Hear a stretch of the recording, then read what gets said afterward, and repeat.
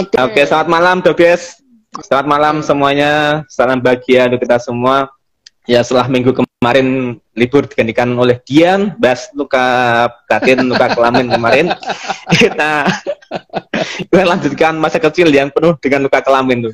Ya kan maksudnya yang cowok-cowok itu kan itu Dok disunat tuh ya, disunat. Jadi banyak luka kelamin tuh. Ya nerusin kemarin Dok, jadi nyambung kemarin ya. Jadi kalau anak yang dikatakan nakal itu bisa dijadikan patokan bahwa anak ini cenderung untuk psikopat atau enggak? Apakah bisa dijadikan patokan seperti itu Dok?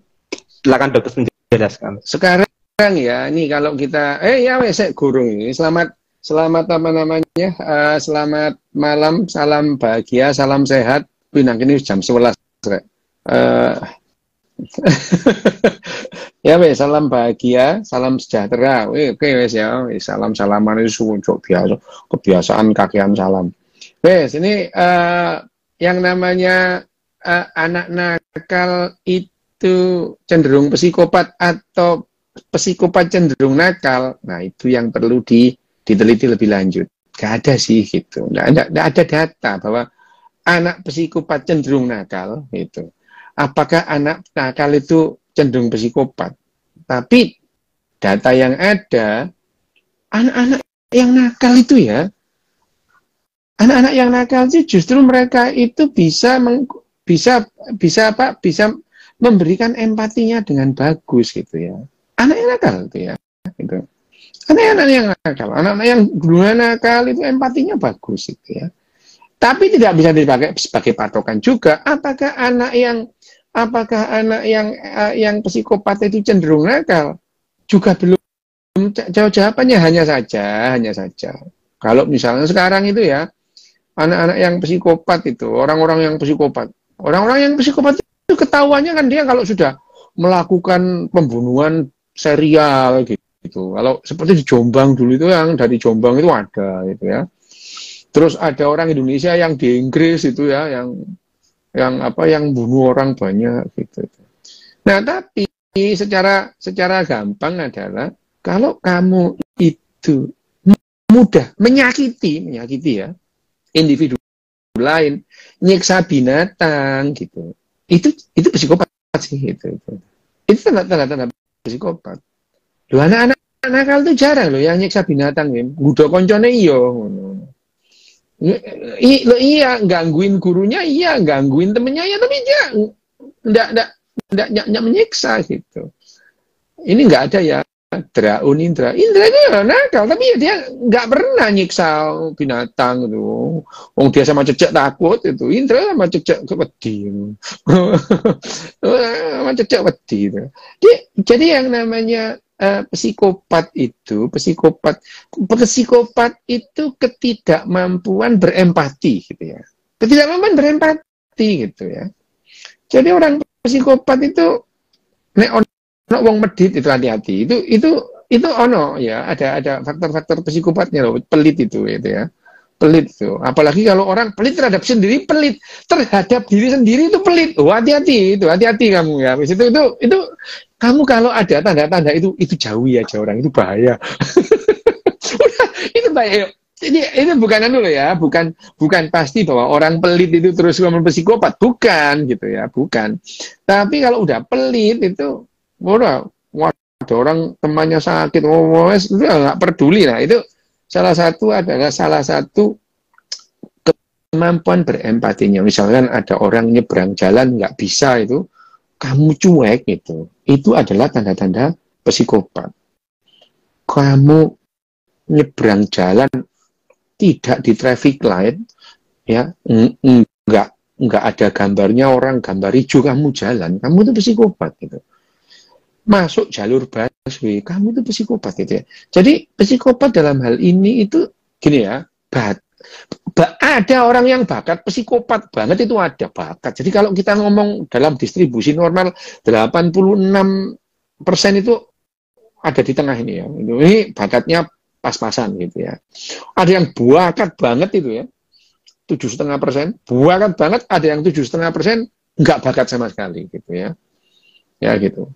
nggak bakat sama sekali. Nah, yang bisa dilatih ini kan tengah ini, dia ini bisa bergeser gitu ya, bisa bergeser gitu, bisa bergeser. Orang Jepang itu dilatih empati ya empati banget gitu. Psikopatnya hilang lah orang Jepang itu ya. Jarang, hampir tidak ada orang Jepang itu menyentuh handphonenya orang itu. Tapi itu kok ada orang Jepang nembak mantan perdana menteri gitu. Loh, kan aku ngomong bukan nggak ada gitu ya. Selalu ada, yang ekstrem itu ada, yang gobloknya nemen itu gak koyok kowe gak nemen-nemen gobloknya. Ya itu saya tapi kan misalnya orang kuceluknya nemen gitu ya, kuceluknya nemen gitu itu kan nggak bisa itu bakat. Jadi orang Jepang pun masyarakat Jepang itu punya sejarah yang mengerikan tentang empati itu ya. Oh, orang Jepang itu abad ke-19 itu ya, sampai awal-awal abad ke-20 itu, orang Jepang itu psikopat semua gitu. Banyak yang psikopat. Mereka itu tidak punya empati sama sekali ya. Orang Jepang itu. Itu ya yang di Nagasaki itu, kalau kamu Wim nanti kalau wis sugih ya, kan mlaku-mlaku nang Nagasaki Wim, nek wis sugih ya, nek saiki ojo dhisik digawe dikelompokno gitu ya. Nah, kalau kamu udah kaya Wim, nanti kamu jalan-jalan ke Nagasaki. Di situ itu ada yang namanya museum intoleransi. Orang Jepang itu intoleran itu. Jadi ada foto-fotonya atau gambarnya bahwa orang Katolik itu harus menginjak mukanya Yesus dan Bunda Maria. Kalau enggak mereka dipersekusi lah, disiksa lah itu. Nah, serdadu Jepang juga gitu. Mereka tuh menyiksa orang itu seneng gitu ya. Itu adalah tanda-tanda psikopat. Harakiri bukan psikopat. Sebetulnya harakiri itu istilah Indonesia ya. Kalau di Jepang itu namanya sepuku. Sepuku itu bunuh diri karena malu gitu ya. Karena malu. Jadi kalau dia itu merasa tugasnya tidak bisa diselesaikan, dia itu sepuku gitu. Sepuku itu di hadapan orang banyak itu ya, sepuku itu. Jadi dia bunuh diri itu untuk merebut kembali harga dirinya gitu. Itu tidak ada urusannya dengan psikopat gitu ya. Itu adalah Itu adalah salah satu bentuk dari budaya gitu. Seperti budaya di Indonesia kalau nemu handphone bilang rezeki anak soleh, itu budaya gitu ya. Orang Indonesia kan nemu handphone, oh rezeki anak soleh. Itu ya budaya gitu. Bahwa anak soleh rezekinya masak nyolong gitu ya. Harakiri juga demikian gitu ya. Itu yang namanya sepuku itu adalah perilaku kebudayaan di Jepang gitu ya. Itu kalau harakanan harakon itu harakanan iso ae Daniel Songan gitu. Itu ya harakon yo itu yang disebut sebagai budaya. Tapi psikopat itu tidak ada hubungannya secara langsung. Setidaknya pada aku loh ya itu. Pada aku tuh tidak ada hubungannya gitu, tidak ada itu. Aku empatiku tinggi banget itu ya. Tapi ya dari kecil gitu. Itu karena ya memang bagaimana cara bersosialisasi. Satu, aku terlahir dengan otak yang sangat berbeda dengan orang lain gitu ya. Sangat berbeda. Memandang dunia ini sangat berbeda gitu. Sangat berbeda.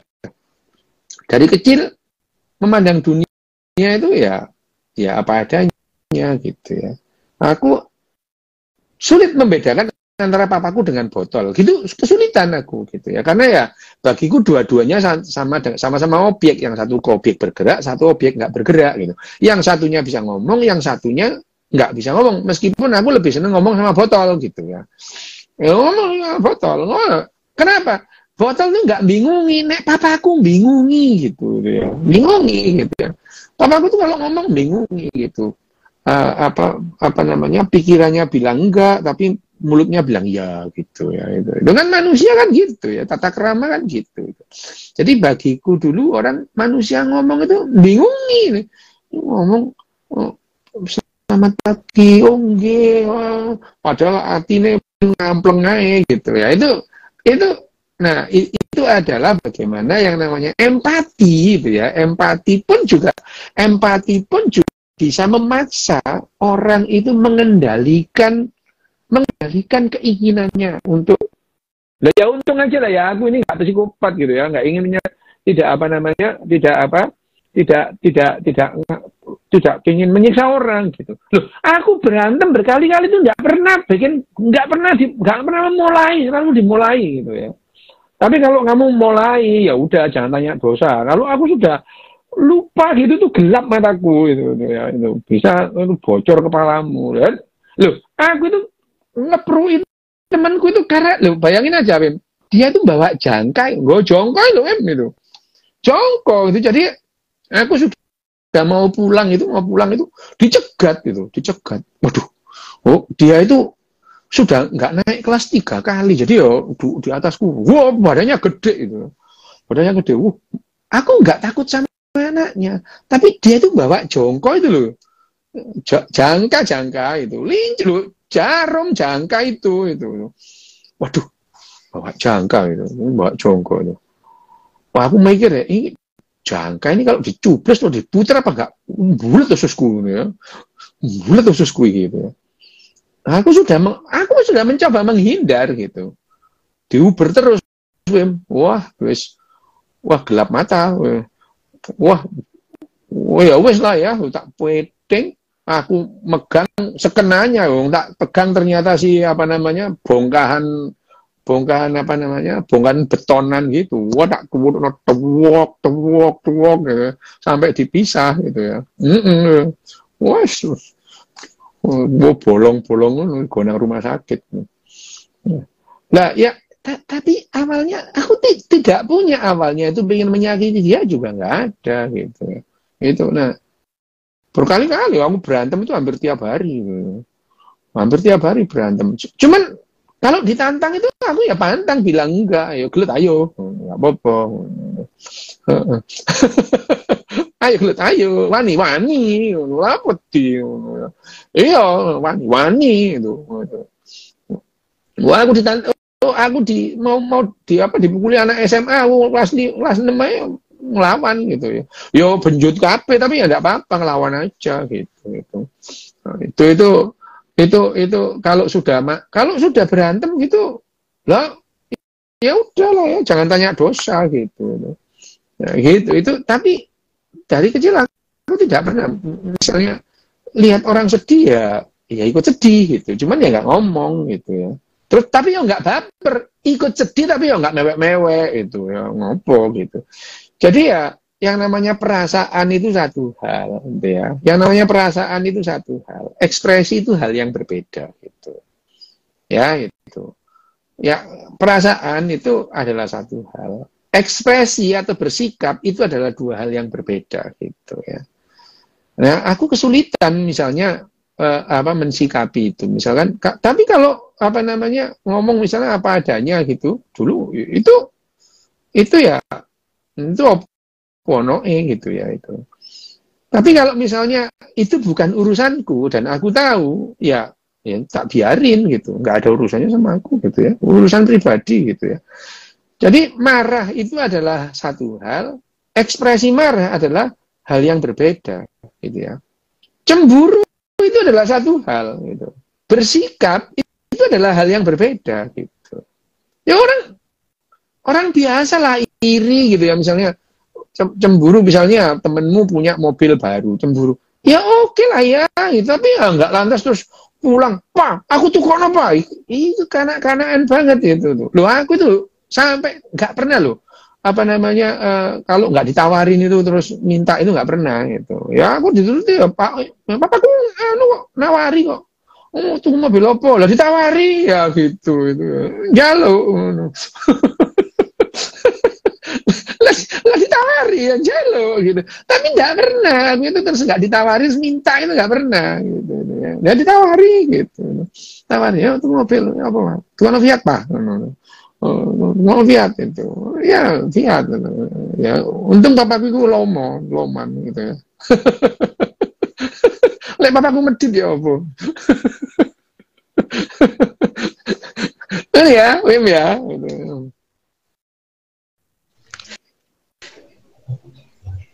Eh, apa lagi kemarin? Jadi kayak kemarin kan juga ada dok apa kasus yang agak marak itu kan anak-anak yang terlalu ekstrim ya melakukan ya tindak kriminal dok. Seperti itu kan hukuman itu sanksi. Kriminal apa? Ya, contohnya? Kayak kemarin misalkan penganiayaan berat gitu kan, sampai ada mungkin pelecehan seksual sampai seperti itu. Terus sebenarnya apa ya penanganannya? Apakah diberi sanksi kayak di penjara anak atau memang ada gimana dok? Biar mungkin enak ya. Ya beribu-ribu tahun, ribuan tahun manusia itu yakin kalau orang jahat itu terus kemudian dihukum jahatnya hilang. Itu yakin itu. Ya, itu. Itu yakin itu. Orang itu orang apa lah entah sumber moral agama lah, mereka itu percaya kalau yang namanya hukuman itu bisa mengubah seseorang. Gitu. Ya. Orang jahat terus dihukum terus jahatnya hilang gitu ya, itu ya. Sampai kemudian itu kan banyak lagu-lagu yang mengemukakan aku sakjane wis insaf tapi gak iso yo, lagunya Ebit itu misalnya itu ya lagunya Ebit yang apa namanya keluar dari penjara nggak bisa kerja gitu ya, itu cerita gitu ya itu. Pada dasarnya hukuman itu tidak mengubah orang gitu. Kalau ada yang berubah itu di film, udah lah ya di film gitu.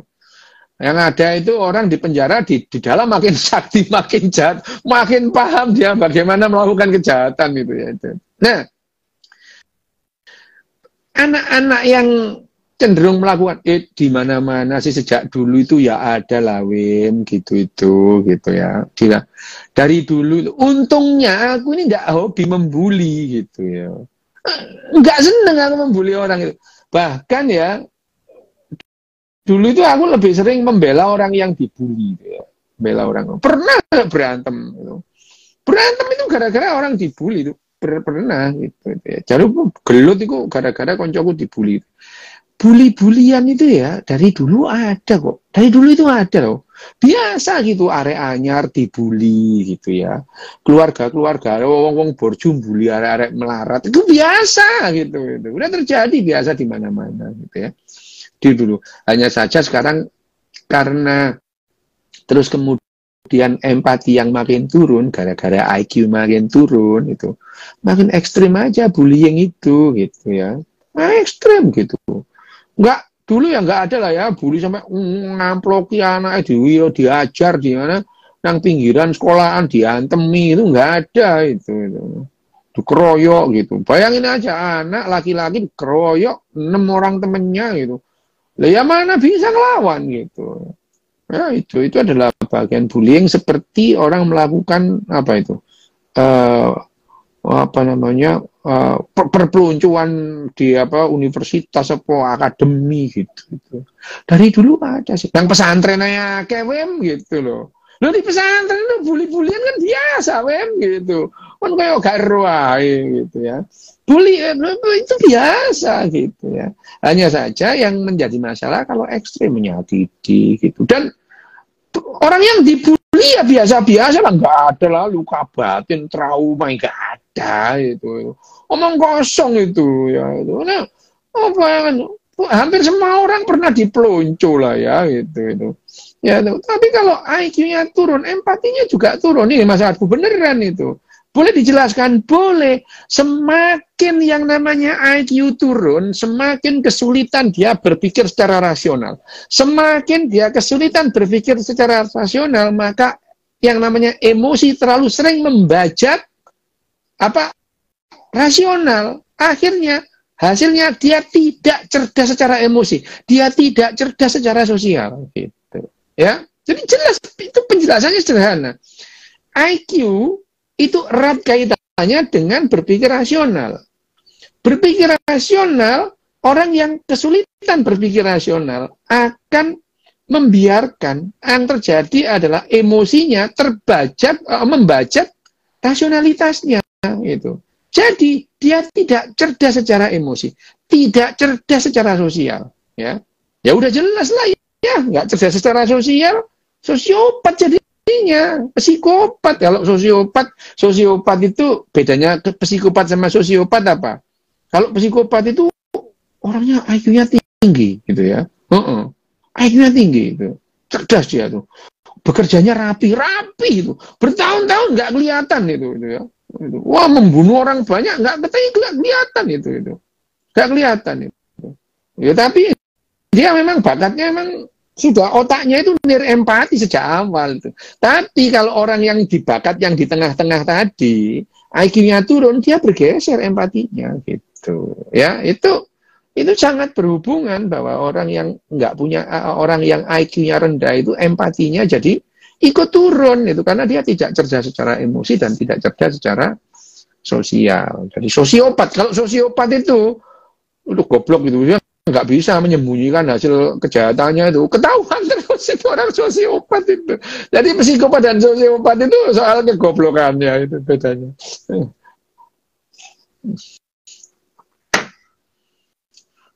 Nah, terus kalau balik itu dok ke masalah kemarin dari penurunan sifat yang apakah kalau anak nakal itu turunan dari bapaknya atau orang tuanya yang nakal atau gimana? Kok ini kok Rocky Gerung gitu.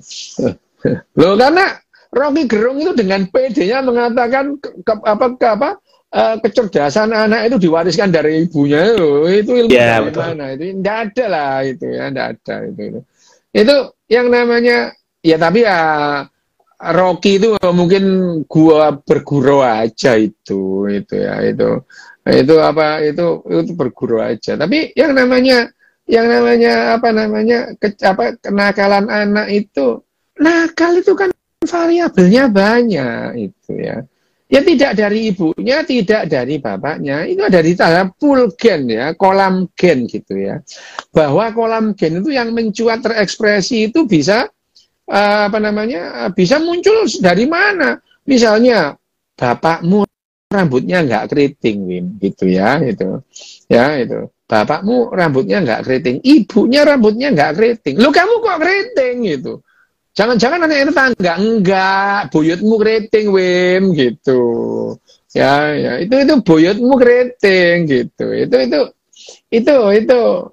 Ya, Mas Abu, saya tahu Rocky itu bercanda. Saya kenal sama Rocky itu. Bercanda dia itu. Tapi orang-orang aja yang enggak tahu yang namanya Rocky itu suka bercanda itu enggak tahu. Rocky itu memang gitu gayanya ngomong gitu. Suka satir juga. Apa? Suka satir gitu. Iya gitu. Emang gitu dia gitu. Saya kenal itu. Jadi emang gitu. Ngomongnya itu seenak-enaknya gitu. Nah, itu ya. Jadi ya yang namanya sifat itu ya dalam kolam gen itu ya. Kolam gen pool itu bukan hanya yang terekspresi dari bapak dan ibumu gitu, kakekmu, buyutmu ya, cangga wareng, udek-udek, geprak sente, gantung sewur, gedebok bosok itu ada semua gitu ya, itu ada semua gitu ya, itu ada semua. Jadi kalau misalnya akhirnya sifatnya geprak sentemu itu ya, di atasnya udek-udek itu muncul ya nggak apa-apa gitu ya, bisa. Jadi ya tidak diwariskan tidak bisa bahwa yang namanya disebutkan bahwa sifat seseorang itu diturunkan dari ibu atau bapaknya, itu enggak gitu cara mainnya, yang namanya genetika itu gitu ya gitu. Jadi ya bapakku nggak nakal sih gitu, bapakku nggak nakal itu. Tahu dari mana dok? Tahu dari mana kalau nggak nakal? Tahu dari mana itu? Kalau dibandingkan mbahku, bapakku nggak nakal gitu. Dibandingkan aku, bapakku nggak nakal gitu.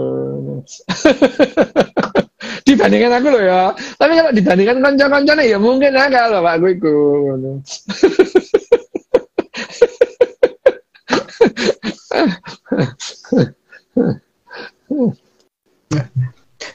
Terus dok tadi kan berarti kan bentukan dari selain dari genetik atasnya kan berarti dari faktor pengasuhan lingkungan dok ya. Iya, benar. Jadi gini loh ya, yang namanya bakat itu bisa muncul, bisa ditekan gitu ya. Misalnya bakat psikopatnya orang Jepang itu tinggi gitu. Contohnya loh ya, dulu itu orang Jepang kayak gitu, suka nyiksa, suka gitu itu ya dulu. Tetapi setelah Perang Dunia Kedua, latihan-latihan atau pendidikan dan pengasuhan yang diterapkan pasca Perang Dunia Kedua membuat masyarakat Jepang itu empatinya tertinggi di dunia itu. Ya, meskipun secara individu bakatnya empati tinggi, bakatnya psikopatnya tinggi ya. Dia berbakat untuk bisa jadi orang psikopat. Tetapi ditekan benar dengan latihan itu. Latihannya apa? Harus baris, harus antri. Kalau melihat tanda harus diikuti gitu ya. Harus itu. Diikuti. Kalau misalnya ada naik kereta, naik motor, naik bis, naik kereta api, ada orang hamil, dipersilakan gitu. Itu wis otomatis itu. Karena dilatih sejak TK gitu. Dilatih buang sampah sejak itu ya, sejak apa namanya? Sejak dia bisa berdiri gitu ya. Bisa jalan, dilatih buang sampah itu. Buang popoknya sendiri ke tempat sampah gitu. Sejak dia bisa megang sendok, makan sendiri. Sejak dia bisa menggerakkan tangannya cebok sendiri gitu. Itu yang dilatih sehingga masyarakat Jepang udah tertib, bersih lah kamu kalau di Jepang itu nggak ada lawannya. Negara di Eropa tidak ada yang bisa menandingi kebersihan kota-kota di Jepang kecuali ya Swiss lah ya itu. Swiss itu. Tapi di Swiss pun tetap aja nggak ada ini di toilet nggak ada air gitu ya. Oh di Jepang bersih gitu. Nah itu yang namanya itu yang namanya bagaimana sifat dasar itu yang di tengah loh ya, bukan yang ekstrim. Kalau yang ekstrim yoga iso bim gitu ya. Itu nggak bisa. Kalau ekstrim psikopat itu ya wis lah ya, dikurung aja atau dioperasi otaknya biar psikopatnya hilang gitu ya itu. Gitu itu ya itu lo cebok itu penting itu ya. Ini ada yang nggak bisa cebok itu penting itu ya. Ini kan nggak bisa cebok gara-gara ini, aku tahu ini gara-gara nggak ada air itu. Memang orang yang biasa cebok nggak pakai air, ada air pakai air nggak ada air bingung gitu. Tapi kemampuan kebiasaan cebok anak Eropa juga, anak Eropa itu ya kecil itu harus bisa pup sendiri, pipis sendiri di toilet, baru boleh masuk TK gitu. Syaratnya masuk TK bisa pup sendiri, bisa pipis sendiri di toilet, bisa makan sendiri. Itu syarat masuk TK. Nggak usah ngapalin mantra, itu nggak usah gitu. Itu beda. Itu beda-beda di negara-negara. Itu yang membuat yang namanya orang-orang anak di Jepang itu ditekan itu ya. Kecenderungannya untuk psikopat itu ditekan banget itu.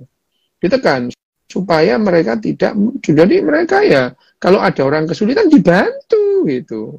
Coba kamu kalau di Jepang ya, kamu pura-pura bingung, pura-pura tersesat, diparani kan itu. Apa Mas kesasar Mas? Ngono ya. Loh Mas, sampean kesasar Mas? Ngono ditanya itu.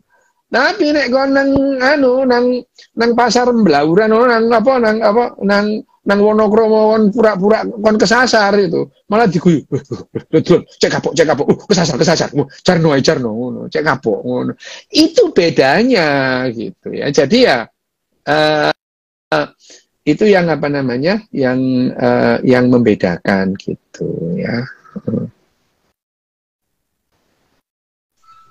Ya emang sih dok pengalaman seperti lingkungan tuh ya enggak sih baik susah.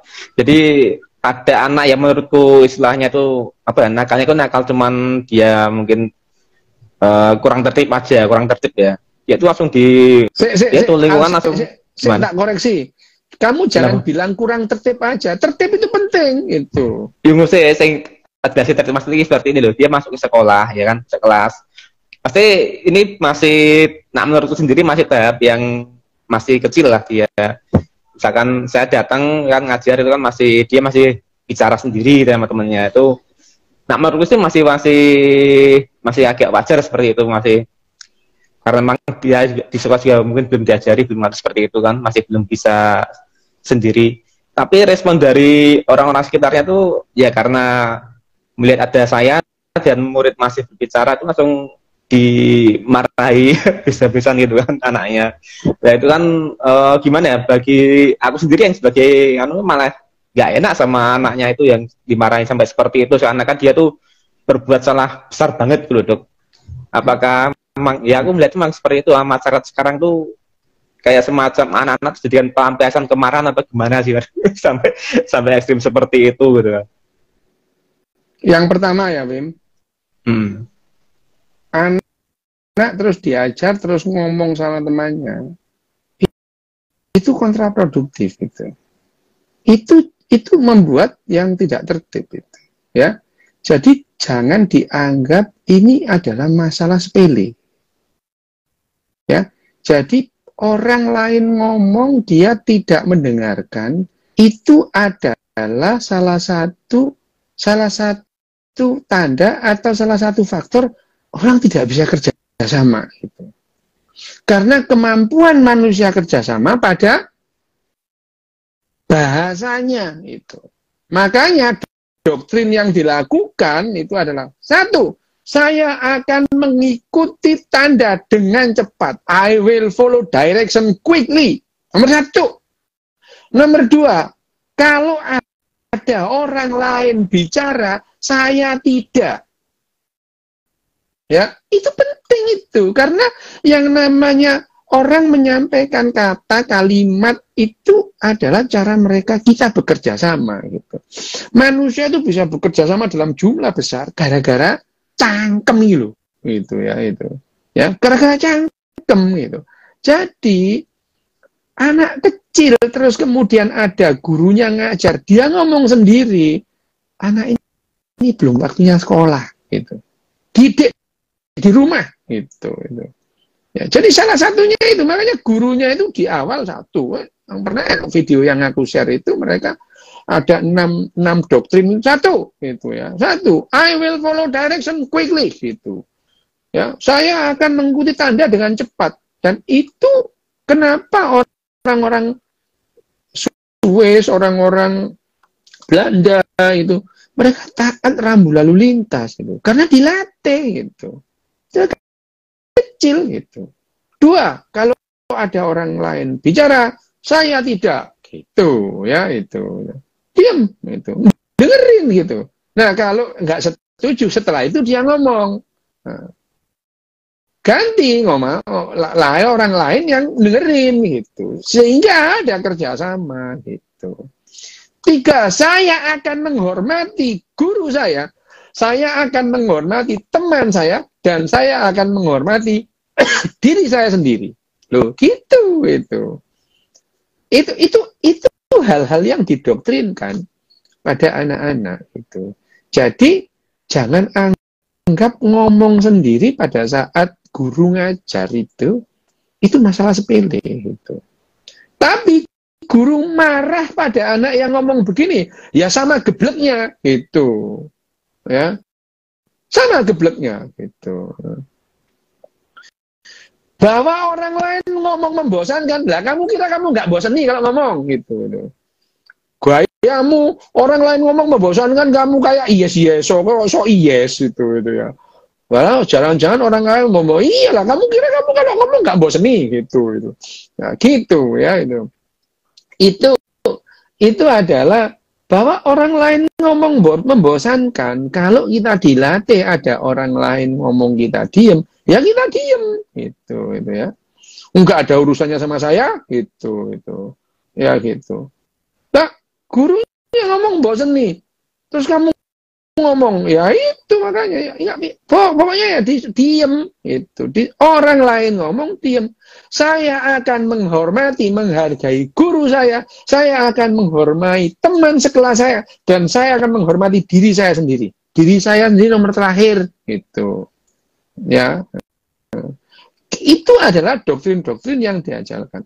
Saya akan mengambil keputusan yang sehat dan menyelamatkan menyelamatkan. Jadi itu yang penting selamat itu. Kayak sok gaya-gayaan gitu. Nah, ini hal-hal yang seperti ini, Wim. Contoh di tempatmu tadi bagus, Wim, itu. Jadi kalau ada anak yang tidak bisa ada gurunya terus dia ngomong sendiri, dia harus dilatih gitu. Dilatih mendengarkan orang ngomong gitu ya. Mendengarkan orang ngomong. Setelah orangnya berhenti ngomong, kamu ngomong sak karepmu. Ayo, celatuan gak apa-apa. Saya ngomong sik iki rungokno dhisik, kupingmu gobokmu rungokno dhisik ngono gitu ya itu. Setelah ngrungokno baru gitu. Lah, latihannya kalau di Belanda itu salah satu latihan di Belanda itu yang agak unik dibandingkan tempat-tempat yang lain. Di Belanda itu kalau makannya lama orang Belanda itu.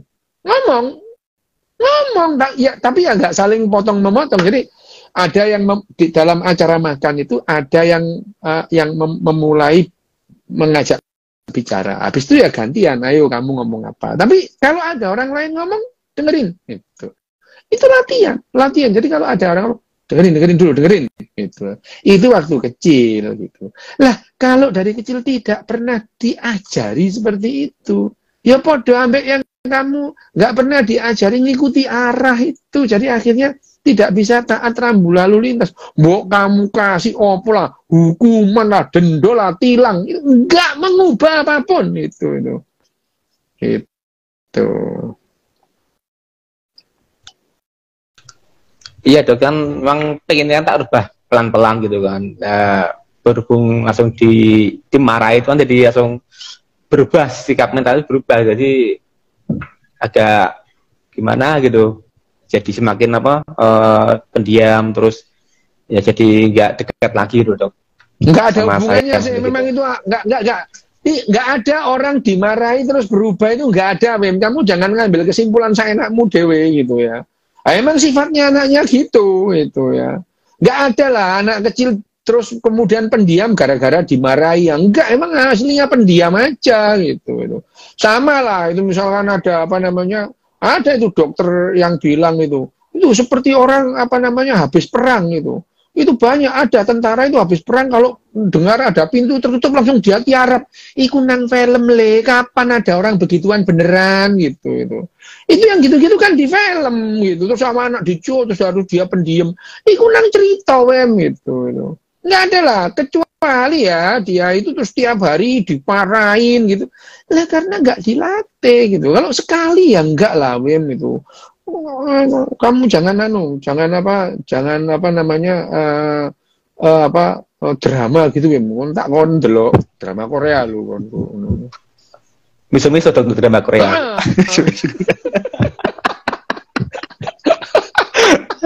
Jangan marahin. Tapi bagus, Wim. Tapi poinmu tadi bagus, Wim. Ada perhatian pada anak yang ngomong sendiri tadi, Wim. Itu bagus, Wim. Itu bagus, Cap. Jadi anak yang ngomong sendiri itu bukan salah anaknya, itu salah komunitas mendidik dia gitu. Ya, Bapak itu bermasalah. Anak usia sekolah ada gurunya bicara, dia ngomong sendiri, itu bermasalah. Yang satu, anak ini tidak akan bisa belajar. Goblok, iya, makin goblok ya. Enggak, dijelaskan gurunya ngomong sendiri gitu. Aku dulu juga sering ngoreksi protes guru, tapi kalau udah selesai gitu ya, guru ngajar, sampean salah Pak, ini loh Pak gitu. Itu ya nggak apa-apa gitu. Bayangin guru tak salah-salah ya protes ya gitu. Itu adalah salah satu ketidakcerdasan emosiku itu ya. Meskipun aku nunggu guru itu diem itu nunggu, tapi mari Pak sampean ini salah Pak. Ya apa sih sampean iki ngono gitu. Iku ya mau gurune ya ngamuk juga gitu.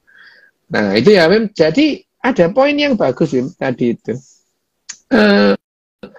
Melatih anak mendengarkan orang lain ngomong itu penting gitu ya. Kenapa? Karena yang namanya bicara itu adalah cara manusia berkomunikasi ya. Jadi yang paling variabel yang bagus untuk berkomunikasi ya mendengarkan lebih jelas gitu. Didengerin semuanya, habis itu dia ngambil kesimpulan gitu. Ya itu. Kalau tidak mengacuhkan omongan guru pada saat pelajaran, wah ya itu masalah serius. Jadi yang perlu dikandani ojo gurune sing nyeneni. Bapake, ibuke, iki anak sampean iku yo latihan ngrungokno wong iku. Nah, gurune sing ngamuk iku aja mbok seneni kandhanono. Wong niku yo ana arek ngono iku aja sing seneni anake, emak sing seneni ngono ya. Jadi kalau kita itu melihat perilaku anak, yang dimarahi adalah yang bertanggung jawab, yang mendidik dia gitu, yang mengasuh dia. Sampeyan biyen iki ya apa sih? Ya apa ndidike mbok pangani kreweng dah ngono. Ya, Bim. Ya, maksudnya bukan langsung jadi pendiam penakut, enggak dok. Maksudnya emang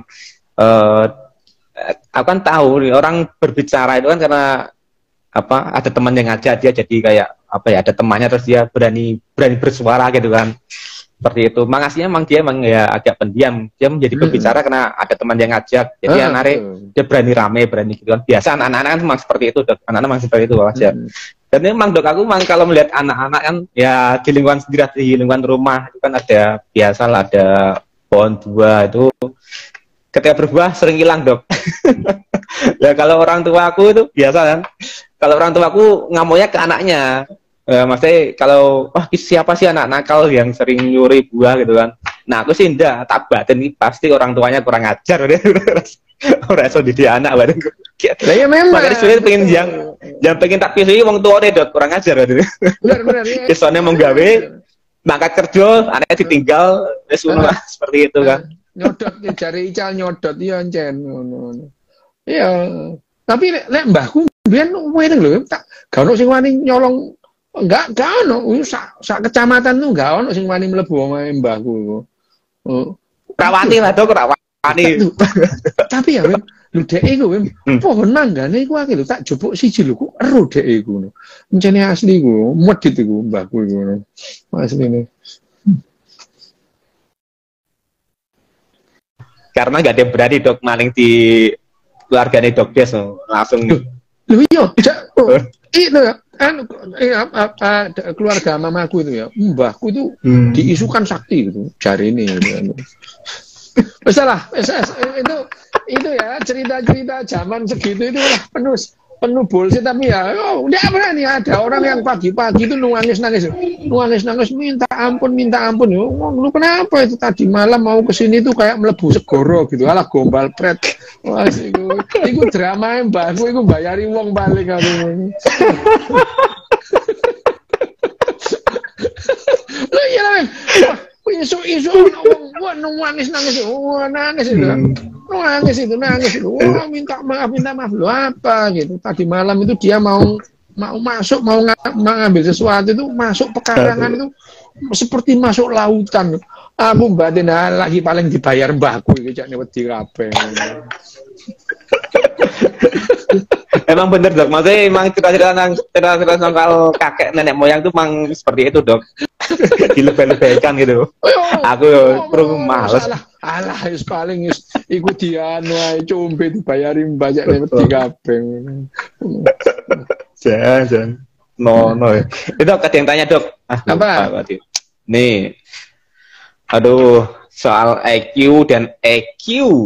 Mana yang perlu diprioritaskan? EQ atau EQ? Gini. Semua itu penting. Jadi gini loh, jangan salah menangkap kalimatnya Daniel Goleman bahwa EQ itu lebih penting. Loh, Bu, gini loh, sekarang gini. Bukan IQ itu tidak penting. Loh, IQ itu penting, tapi dengan memperhatikan EQ.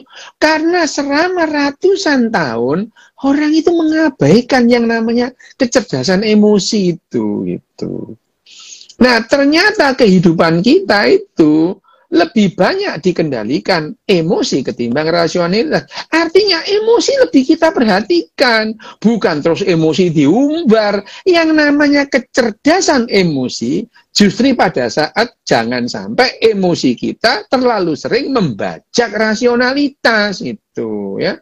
Jadi penting yang namanya IQ itu penting, tapi kalau kemudian IQ itu hanya IQ yang misalkan itu dipakai patokan menentukan orang itu berhasil apa tidak, ya beda itu ya. Lo IQ ku itu lah, nggak bain-bain lah, IQ ku gila nih IQ ku itu. Tapi aku kesulitan ngadepin orang gitu, karena aku tidak cerdas secara emosi gitu ya. Jadi kalau seandainya aku ini bukan anaknya papaku gitu loh, nggak jadi siapa-siapa aku ini gitu ya. Loh karena ya wis lah ya dengan privilege segala macam, akhirnya bisa sekolah, bisa loh, untung aja loh ya gitu. Loh kalau enggak ya enggak bisa. Jadi kalau yang namanya apakah ya semua penting gitu. Semua penting gitu. Yang digarisbawahi oleh Daniel Goleman, selama ini kita terlalu tidak menganggap yang namanya tidak pernah mempertimbangkan kecerdasan emosi. Bahwa kecerdasan emosi itu lebih penting dalam kehidupan itu. Setiap hari itu kita makan itu menggunakan kecerdasan emosi. Kita berperilaku sama orang itu emosi kita gitu ya. Nah, bahwa yang namanya emosi membajak rasionalitas itu terjadi setiap saat itu. Setiap saat. Nah, kalau terlalu sering, lah itu makin tidak cerdas secara emosi, tidak cerdas secara sosial. Gitu. Kalau misalnya kamu mau makan gitu ya, sirkuit emosi membajak rasionalitas, ya well, bagus lah ya makan, dinikmati aja makan, mosok ya makan menghitung ini. Wah, ini CH3, COO, ya, wis gak usah lah ya, gitu ya. Ini mengandung asam cuka, wah ini malah itu jengkelin orang gitu. Nah, aku dulu ya gitu ini. Begitu ngomong aku nyebut susunan protein lah, orang jengkel semua gitu. Yang gitu itu nggak diperlukan itu. Yang gitu-gitu tidak diperlukan gitu. Pertanyaan selanjutnya, Dok. Ini cara memperbaiki mental berani mengambil keputusan.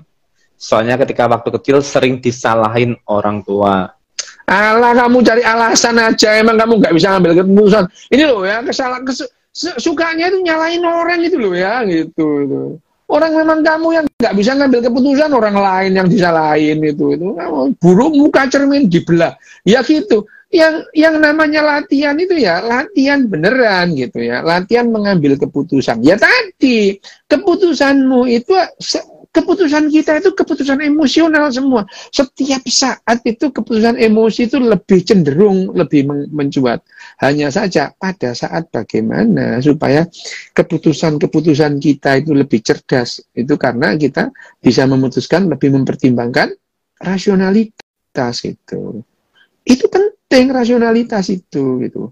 Tadi aku ngomong di forumnya nah, barusan aku tadi itu main Zoom dia loh di Cita Semesta sama Circle itu. Banyak banyak dokter itu. Iya benar Mbak Arum itu Freudian banget itu nyalain masa lalu itu Freud itu. Enggak ada masa lalu. Yang ada itu adalah karena salah asuhan itu ya. Salah asuh gitu ya, bukan asuh. Jadi kita itu memang begitu ya. Jadi ya tadi yang namanya ya sekarang kalau sudah dewasa, ya latih bro. Nah, aku juga latihan kok. Loh, saya itu loh latihan mulai tahun 96. Aku ini tahun 96 gitu ya. Buat modul-modul sendirilah ya gitu itu. Mengubah sampai akhirnya aku loh bisa ngomong kayak gini ya. Ya lumayan lah ya, nggak menyebalkan lagi. Ya tidak terlalu menyebalkan. Sebenarnya aku tahu menyebalkan gitu ya. Tapi aku latihan gitu ya, latihan gitu. Mengasuh diriku sendiri gitu ya. Latihan gitu. Akhirnya aku bisa ngomong di tempat banyak orang gitu ya. Bisa berpura-pura gitu. Itu bisa manner. Wah, aku dulu manner belas nggak ngerti gitu ya. Nggak bisa, nggak paham. Dan akhirnya aku bisa kromoinggil sama mamaku loh, ya apa gitu. Biar nggak gelem itu. Akhirnya bisa kromoinggil sama mamaku. Lah aku ya bisa kromoinggil, tapi sama semua orang nggak mau. Guru pula kepala sekolah ngomong ngoko aja gitu. Ya meskipun bisa gitu. Sampai akhirnya itu aku mau kromo ini, mama aku girap-girap tambahan. Lu hari ini kok kromo kesurupan. Oh. Untuk hidayah. Mama aku jingkat. Langsung selamatan juga. Langsung selamatan tumpengan ya. Dia itu dan aku ngomong itu di telepon pertama kali aku kromo ini. Nang telepon. Dia itu kayak ketenggenu, gak ono suaranya sampai 10 menit.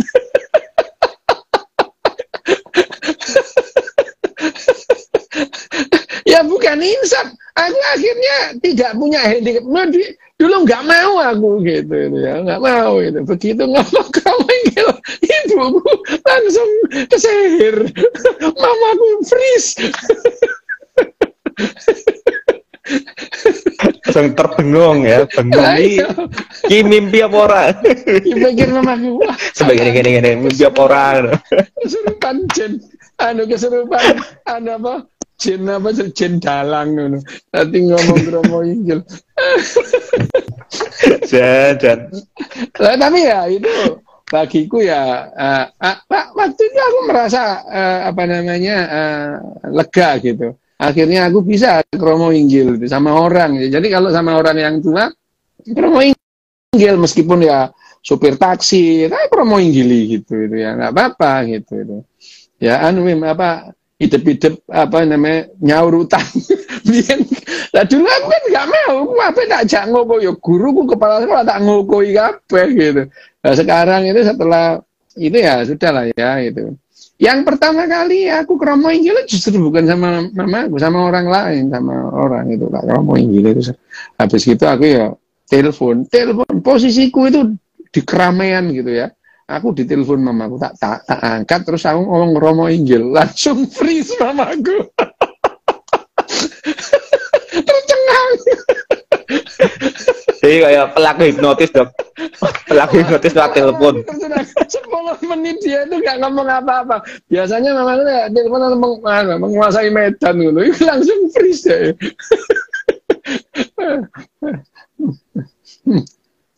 Saking senengnya dok. Biasa. Ya, bukan seneng, mamaku bingung lah. Ya anakku kesurupan apa? Tapi ya enggak lah ya, mamaku kalau marah ya marah aja, tetap aja marah gitu ya, nggak apa-apa itu, nggak bisa hilang itu kemarahannya, marah ke aku itu nggak bisa. Soalnya kalau yang dimarahi ini nggak baper mem. Aku di sana ini nggak apa-apa sih ngeliane baper, nah aku nggak apa-apa senenono, kata reken, malah aku gak apa-apa mah, gak ada uang mati gara-gara diseneni mah. Enggak pernah takut dimarahin. Gak apa-apa mah, gitu. Gak ada uang mati gara-gara diseneni mah. Wow, tambah ngamuk lah mamaku. Mah, sing akeh iku wong mati gara-gara mari muring-muring. Wow, tambah ngamuk mana? Aduh, sing mesti-mesti sorot-sorot biasanya dok ya. Lah ya makane. Oh, oke dok. Ya wes. Ini dok, pertanyaan terakhir. Ini sepertinya soal budaya atau apa. Kalau orang yang baru pertama kali ketemu, terus elus-elus tangan dan peluk-peluk, apakah itu termasuk kelainan? Loh, kalau ada budaya yang mengatakan begitu tuh enggak apa-apa itu. Ya tergantung itu. Enggak apa-apa itu. Enggak apa-apa budaya gitu. Kalau misalkan kamu keberatan ya ngomong keberatan itu. Enggak apa-apa itu. Ya. Siap. Jadi masalah budaya. Budaya. Oke. Ya, oke dok. Terima kasih dok. Udah jam 9 nih kurang nih. Mau kerja apa tidur dok? Ini nyambut gawe rek. Oh, ngono iki apa. Oh, shift malam Mbak Di, shift malam. Oke. Oke. Oke dok. Terima kasih dok. Besok ketemu lagi sama Rahel ya. Oke. Oh iya, meneh ya. Meneh. Meneh ya. Ya, oke. Aku jam ini ya? Ya, jam itu. Oke. Ya, makasih Dok Des untuk malam hari ini. Terima kasih semuanya. Salam bahagia untuk kita semua.